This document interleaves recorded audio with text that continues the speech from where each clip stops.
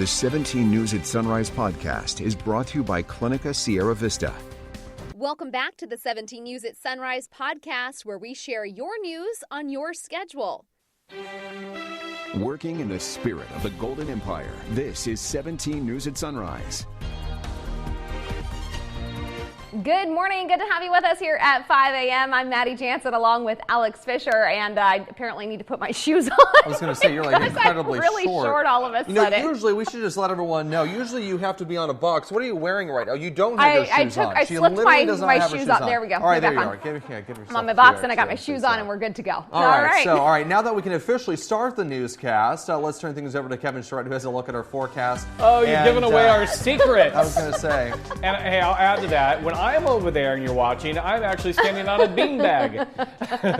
Hey, but right now you're not standing on anything. No, I'm not standing on anything. No TV magic there. I don't have anybody standing next to me. I'm a short guy. Let's talk about our weather and a big warm up on the way. We're looking at the upper 90s today. Right now we're in the upper 60s and Bakersfield sitting at 68 under a calm wind right now for you. As we take a look at the hour by hour, you can see those temperatures near 98 by 3 o'clock this afternoon. Tehachapi right now at 48 under a calm wind. We will see a little breeze pick up throughout the afternoon. And hour by hour, 71 by 9 a.m. and then looking at some 80s, 84 by 3 p.m. We'll talk more weather in just a little bit. For now, back over to you. All right, Kat, thanks so much. And did you feel it? An earthquake rattled the Kern County mountains just after 3 o'clock this morning near Bodfish. It wasn't a very big earthquake. It was a magnitude 3.0 and came in about 8 miles south of Squirrel Mountain Valley. At that magnitude, walls creak, windows and dishes rattle, and you most likely wouldn't feel anything unless you were sitting or lying down. No aftershocks have been reported. Your time now is 5:02 to Capitol Hill now, where House Republicans vote today to remove Wyoming Congresswoman Liz Cheney from her leadership position because of her criticism of former President Trump. And it comes as President Biden continues to try to find common ground with the GOP. NBC's Susan McGinnis has the latest. Alex and Maddie, today's extraordinary vote will strip Liz Cheney of her leadership role in the House. It's evidence of the tight grip the former president has over the party. On Capitol Hill today, House Republicans will vote to oust Wyoming Congresswoman Liz Cheney from her leadership position over her refusal to accept former President Trump's false claims about election fraud and his role in the January 6th Capitol insurrection. She's been advocating that we can't go forward with him, and I'm saying you can't go forward without him. Unfortunately, the big lie is spreading like a cancer among Republicans. Cheney not going quietly, speaking on the House floor last night. Our duty is clear.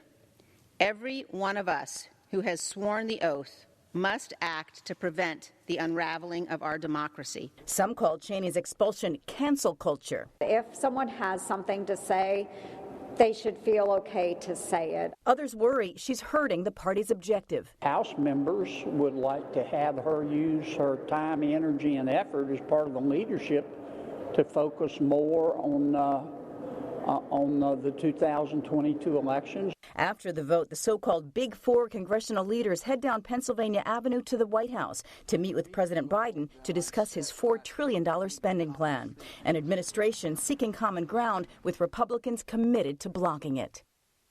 Amid Cheney's ouster, a group of more than 100 Republicans plans to issue a joint statement threatening to leave the Republican Party and form a third party if reforms are not made. It's evidence of the growing rift between pro-Trump Republicans and traditional conservatives. In Washington, Susan McGinnis, 17 News. Kern County is backsliding on its progress toward entering the yellow tier of coronavirus restrictions. After weeks of progress toward meeting the lower tier requirements, Kern Public Health Director Bryn Kerrigan told county supervisors yesterday the county is seeing a slight increase in COVID-19 cases and hospitalizations. Kerrigan said this week we saw an increase in all of our metrics. And while we are nowhere near where we were in January during the height of the pandemic, the increases are something they are watching closely. We're starting to see a slight increase in COVID disease transmission and hospitalization here in Kern County, and we continue to see our vaccination rates decline. Stopping this pandemic requires using all of the tools that we have available, including distancing, masking, and most importantly, getting vaccinated. Kerrigan said May 26 is the soonest the county could enter the yellow tier, as Kern must meet all metrics for at least 2 weeks prior to entering the next tier. Here at home, Public Health reported 49 new COVID-19 cases yesterday and no new deaths. The state reports 37 people are in a local hospital with the virus. Public Health says the county has 15 cases of the B.1.1.7 variant that originated in the UK and 1 case of the variant that was first detected in South Africa. As a reminder, Kern County residents 16 years and older are now eligible for the COVID-19 vaccine, and you can visit myturn.ca.gov to schedule. Adventist Health is hosting a COVID-19 vaccine clinic clinic in McFarland this week. The free clinic is tomorrow from noon to 4 p.m. at McFarland Junior High School. You can call the number on your screen, 771-8400. And a reminder, in California, as we said, anyone 16 and up can get the shot. Clinica Sierra Vista is now offering rapid COVID-19 testing and COVID-19 vaccinations. Call 833-278-4584 to make your appointment. But don't delay. Clinica Sierra Vista, putting patients first. Throughout this pandemic, COVID-19 symptoms range from a dry cough to COVID toes, but it's possible nothing was as commonly seen and heard about as the loss of sense of smell and taste. 17's Ileana Capian joins us now with more. My name's Alexa. I had COVID back in the end of October 2020. My name is Brittany Wallace. I had COVID back at the end of December. My name is Dina Council. I had COVID in November of 2020. Alexa DeLugo lives in Italy. Brittany Wallace lives in Alabama. And Dina Council lives in California. All 3 women are COVID-19 long haulers and have one major symptom in common. So the only symptoms I currently have right now is still like a change of taste and smell. Like that's the long one. And I still don't fully have my smell back, but what I do have back is a little change. Certain things that I taste don't taste like what they are supposed to taste or what I know they are supposed to taste like. All 3 women reported the change in their taste or smell after they were diagnosed with COVID-19. And to this day, they're still experiencing changes in their senses. Plus, all 3 specifically mentioned picking up a particular odor. I smell this weird chemical in some foods that I smell in cleaning products or shampoos. In my own COVID-19 experience, this chapstick and this perfume have the same smell as this clear nail polish. But what's causing this weird phenomenon? Dr. Amalika Mengad says about 80% of COVID-19 patients suffered from a loss of taste or smell in one way or another. While they have it, this is the most common symptom. It can take up to 2 weeks to get better, and some patients can unfortunately be suffering from this for up to 6 months. Loss of taste and smell is considered a separate diagnosis from COVID-19. Although much isn't known about why the issue has persisted for some patients past the time they were diagnosed, it has been seen in other upper respiratory illnesses. So there's a lot of research that's ongoing regarding what may be the issue. Usually what we are thinking is that there's inflammation that's still maybe present, maybe around the receptor or the nerve endings, and that may be leading to this. Also, if people have other things going on, such as upper respiratory tract infections or seasonal allergies, anything that causes inflammation in the upper airways and around your sinuses can lead to worsening of this. Currently, Dr. Mungat says TikTok trends like burning an orange peel don't seem to be the solution. However, some doctors on TikTok believe it could help retrain the olfactory nerves in your brain and nose. But for those not on TikTok, there are other options, like decreasing things that can cause inflammation, such as getting seasonal allergies and chronic sinusitis treated. Doctors are also recommending patients stop smoking because that, too, can cause inflammation.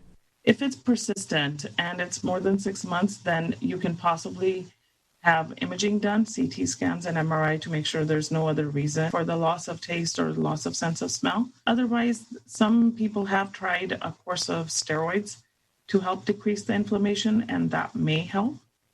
But otherwise, it's just hydration. That really is going to be the number one thing, maintaining hydration so that there's moisture there and the nerve endings and receptors can become active again. Dr. Mungat says there was a small study done that showed those experiencing loss of taste and smell was seen in patients that had less severe COVID infections. But she says this was a small study and research still continues. In studio, Ileana Capian, 17 News. Ileana, thank you. In education news, Bakersfield College has named an interim president following Sonia Christian's recent selection as the next chancellor of the Kern Community College District. The college's vice president of student affairs, Zav Dadaboy, will serve as interim president until a permanent selection is made. He has worked at BC since 2012, overseeing student support programs such as counseling, career services, financial aid, and athletics. Before he arrived in Bakersfield, he was the Dean of Student Affairs at Colorado State University, Pueblo.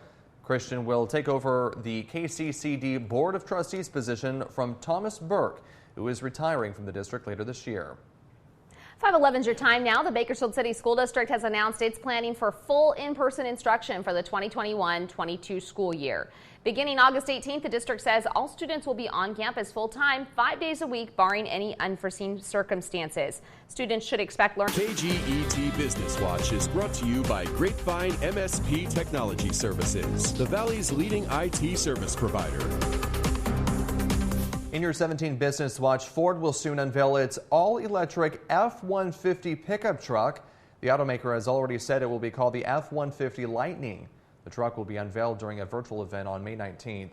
The F-150 Lightning is scheduled to begin production next spring at the all-new Ford Rogue Electric Vehicle Center in Dearborn, Michigan. Throughout the South, demand for gasoline is soaring, but supplies are dwindling. A cyber hack is blamed for crippling a vital pipeline that supplies refined fuel to the East Coast. And full capacity may not be possible until the weekend. Some governors have already declared a state of emergency. The story now from NBC's Dan Scheneman. We're out of gas. I'm sorry. That's the problem throughout much of the Southeast. More than 7% of stations in North Carolina and Virginia are out. I've been waiting here for 45 minutes just to get gas. Lines are long. Tempers are short. Prices are up.